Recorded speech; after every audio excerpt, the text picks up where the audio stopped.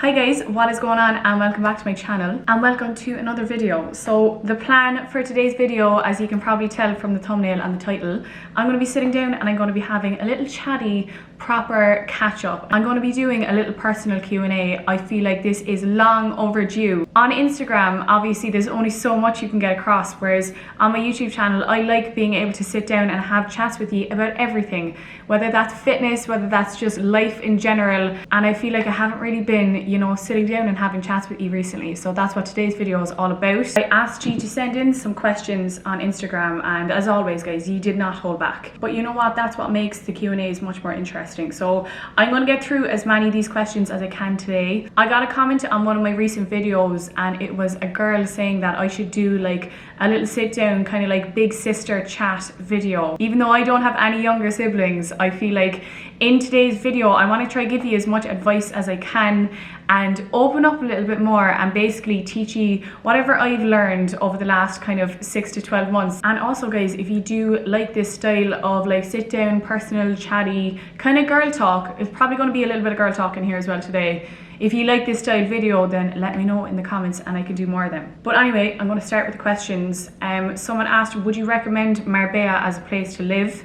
So I think choosing a place to live is a very personal and individual thing. Like there are some people that absolutely love Marbella and want to live there long term, and then I know other people that went there for like 2 weeks and were like, it is not for them. So obviously it depends on what you do for a living and what your goals are. One thing I would say is if you are easily influenced by your environment and if you're trying to like work on a business or work on yourself, it might not be for you. Don't get me wrong, it is so fun over there and you can make so many good memories, but there are a lot of distractions and there's always something going on. It's just like a really hectic place to live, and if you're someone that's easily influenced or easily distracted, it might not be for you. You might get a little bit thrown off track, if that makes sense, you know, like nights out and parties and beach clubs and all that. If you're someone that has their head screwed on and if you're not influenced by your environment that much, then I'd say you could go there and still work on yourself and still live in a beautiful place. Marbella definitely has a lot to offer as a place. It's obviously stunning,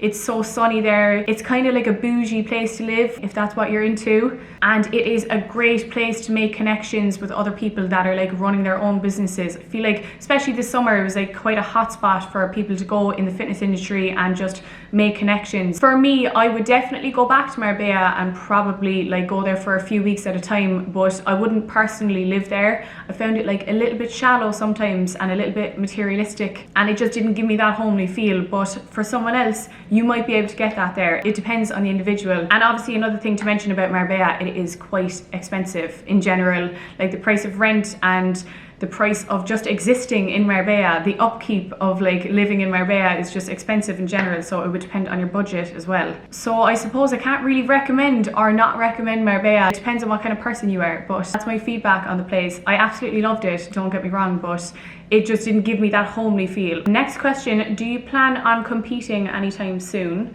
So this has actually come up quite a bit now that I'm like properly back training and my back injury has like really improved. I definitely do plan on competing, but I don't think it's going to be in the next 6 months. Right now I am back training progressively. I'm like seeing progress for the first time in a while.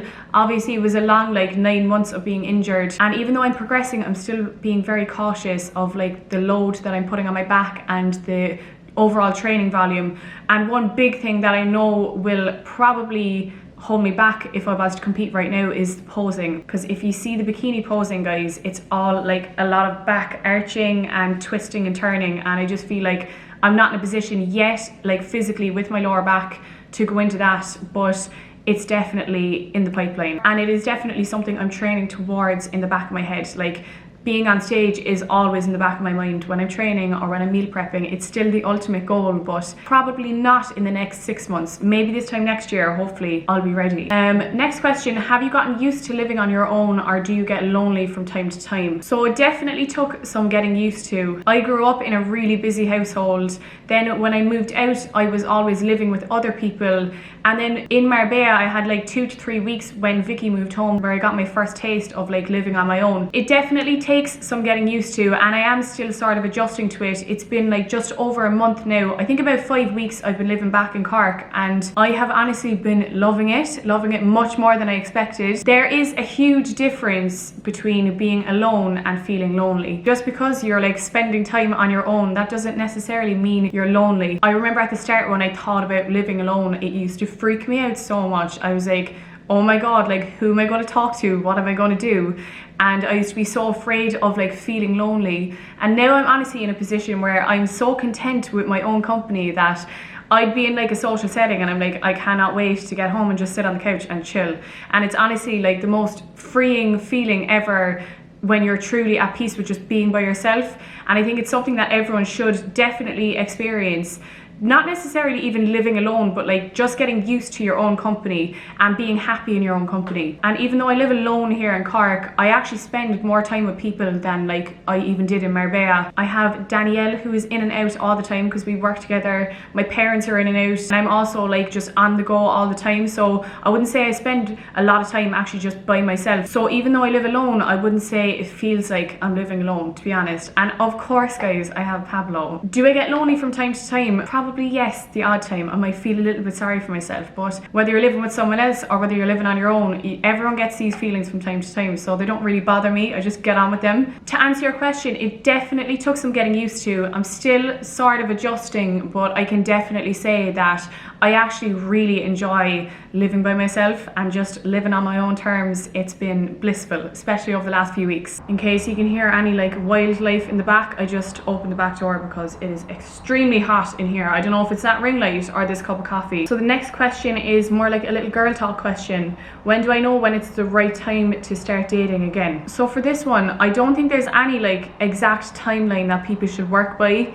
You know, everyone is different, every like breakup is different, but the only advice I do have is to definitely allow yourself enough time to heal, like fully, not just feel okay for a few days. You need to make sure that you're fully like recovered from the previous breakup, because otherwise you're just going to bring whatever shit you went through in that breakup into your next relationship. So definitely make sure you're healed and fully healed, and give yourself enough time to figure out who you are and what you want. I feel like when you're in a relationship, especially like long-term relationships, a lot of the time your goals with that person can be like merged together, and your vision for yourself can be like merged in with them. And when you come out of that relationship, it's really important to like figure out what you want as an individual again before committing to someone else, or before like distracting yourself with someone else. I'm sure like a lot of you have also seen people who come out of one long-term relationship and then jump straight into another like 4 or 5 year relationship, and then jump straight into another one. I feel like that's a huge red flag, and that's normally just someone that cannot deal with being by themselves or deal with like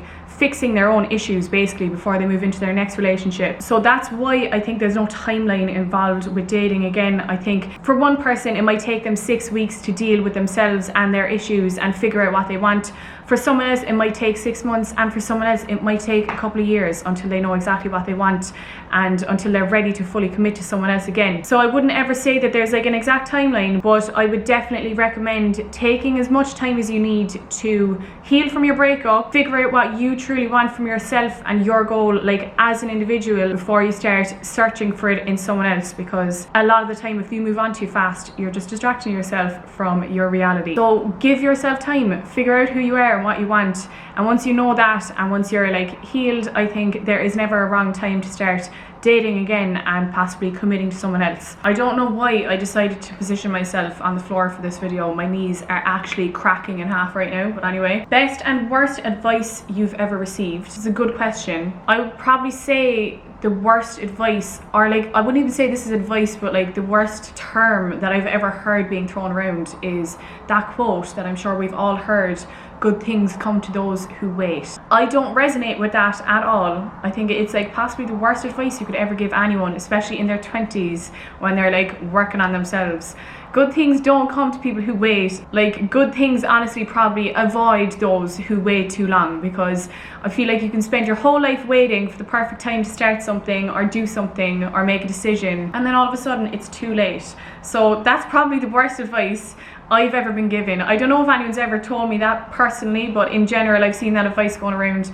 Good things don't come to people who wait. Good things come to people that take action and like actually make a plan and do things on a daily basis. Don't be waiting around for someone else to tell you when to do it. And I would say the best advice that like I normally give myself anyway, or that I give to my friends, is continuing to do things even when you don't feel like it, because it just builds character and it builds habits, and habits are the foundation of how your life is going to turn out. I think this is more advice that I just give myself. Like if there's days where I like really don't want to track my macros, or days where I really don't want to go to the gym or do cardio or like do that extra hour of work in the evening, but when I do it anyway, like that's what builds character. Because the feeling of satisfaction when you think the day is going to beat you and that you feel weak and you feel tired and then you still do things anyway, that feeling I feel like is unbeatable. Do the things you know you have to do even when you don't want to do them, and then you'll thank yourself in the long run. Next one is a scenario that was sent in, someone looking for advice. Me and my boyfriend recently broke up and I don't think I'm ever going to feel okay again. Do you have advice for going through heartbreak? Firstly anyway, I am so sorry for what you're going through. Heartbreak is the worst feeling in the world, and I completely understand what you're feeling. I feel like when you're going through heartbreak, it doesn't really matter what anyone else says. It doesn't really fix the situation. What I will say is that you do have control over your reaction to what's happening, basically. You don't always have control over what's happening, but you always have control over how you react to a situation. And that's one thing that you should definitely hold on to when you're going through heartbreak. I think the biggest bit of advice that you always hear going around and that people always say when you're going through heartbreak is to focus on yourself. For me, I was like, what does that even mean? Like, it's such a generic term, focus on yourself. I'm like, I don't want to think about myself when I'm going through heartbreak. Is that working on your training, working on your diet, like taking up a new hobby? I personally don't think any of those things are going to actually heal you from heartbreak, but what will definitely help is focusing on yourself in a manner where you're truly figuring out who you are and what you want and what your goals are. That to me is what focusing on yourself is all about. It's not about distracting yourself with overtraining or dieting or like partying. Focusing on yourself is about figuring yourself out, basically. That's what I took from it anyway, because I find when you truly figure yourself out after going through heartbreak, you become a lot more focused on yourself rather than focusing on what the other person is up to or how the other person made you feel. You become a lot more focused on what you want and what your goals are and like who you truly are. You learn a lot about yourself when you're going through heartbreak. Well, look who just rocked up. This guy just started licking my ankle. You want attention, is it, Pabs? Oh, there's a big yawn. I feel like sometimes it takes going through heartbreak and being like unloved by one person to make you realize how loved you are by everyone else in your life that you might not have even seen. So make sure you're not isolating yourself. Go out, make memories, keep yourself busy, and as soon as you shift the focus from them onto you, that's when you're truly going to start healing. Next question was best advice for someone wanting to start an online business but scared of it failing. First thing I would say here is that the fear of failure can work for you or it can work against you. You can definitely use the fear of failure as something that will drive you to do better in business. I would say a shift in mindset here would be a good one for you. You should be a lot more afraid of staying in the same position as you are now than the fear of the slightest chance that your business might fail. I think it's a lot scarier to just stay in the same position and not try. So you can use that fear of failure to drive you to work harder. Another bit of advice is reaching out to people that have done whatever you're trying to do and getting advice while you're starting up. Like for me, when I started off in the fitness industry, I actually asked Rob Lipsett, my guy, a lot of questions, especially at like my really early stages of starting out. Rob was really established in the fitness industry and I knew that he'd give me good advice, so I used to bounce ideas off Rob all the time and he'd always steer me in the right direction. And I definitely learned a lot from him and from like other friends in the fitness industry. Don't be afraid to reach out and ask people that are doing what you want to do, because that way you can learn from their mistakes and you can also learn from what worked really well for them. And my last bit of advice for someone starting an online business is to not take so long making decisions. While you're procrastinating, someone else is out there actually doing bits. So make sure you don't sit around on your idea for too long. Actually go and get yourself some information on it, whether that's from other people in the industry or from online research, and actually start acting on your idea. The fear of failure should be something that drives you and it shouldn't hold you back. Next question is a very common question, but also a question that I feel like people in their 20s absolutely hate being asked. People at any age, to be honest, I feel like we all hate being asked, what is your 5-year plan? I feel like I am in my first job interview right now. I obviously have business plans in mind. I have a vision for where I want to be in 5 years with the businesses and like even just with myself. But where I'm going to be doing that, I don't know. Like who I'm going to be with, I have no idea. I think it's really important to have a goal and like know where you want to be, but you don't have to have it all figured out. And that's one thing I definitely learned over the last 6 months. I was such a person that had like a structured plan, like by this date I want to have this, by this date I want to be moved into a house, and I had like my whole life planned out. And I think it's good to have some sort of plan, but also to allow life to just take you where you're going. And that's sort of what I'm doing at the moment. What is my type? My type. If I'm honest, I feel like I'm actually just figuring out what my type is right now. I wouldn't say I have an exact type, and I'm still learning what I'm sort of into, if that makes sense. But two things that come to mind would be ambition. I think someone that's ambitious and someone that's hardworking. You don't need to be like really successful or wealthy. That actually really doesn't bother me in the slightest. But what would matter to me is someone being ambitious and having a vision for themselves and like actively working towards it. That's definitely something I would look for. And I suppose my type would also have to be someone that makes me laugh and that understands my sense of humor, because if you can't laugh with someone, guys, you're wasting your time. And life is too short to spend time with people who bore you or who don't make you laugh. I have quite like an outgoing personality and I'm definitely a bit of a messer, so if a guy doesn't get my sense of humor, then he's definitely not going to be my type. But visually, I wouldn't say I have an exact type. It's more sort of the traits that they would have that would reel me in. So that wraps up the questions for today, guys. I really hope you enjoyed them and that you possibly learned something new. I obviously have so much more to learn in life, guys. I'm here giving advice and I'm 23, but I still feel like if I had someone giving me this advice even like a couple of years back when I was younger, it probably would have helped me. So I hope it helped in some way, and I hope you picked up something new from today's video. Anyway, I'm going to wrap up the video here. I hope you enjoyed it. Don't forget to like and subscribe, and I will catch you next time.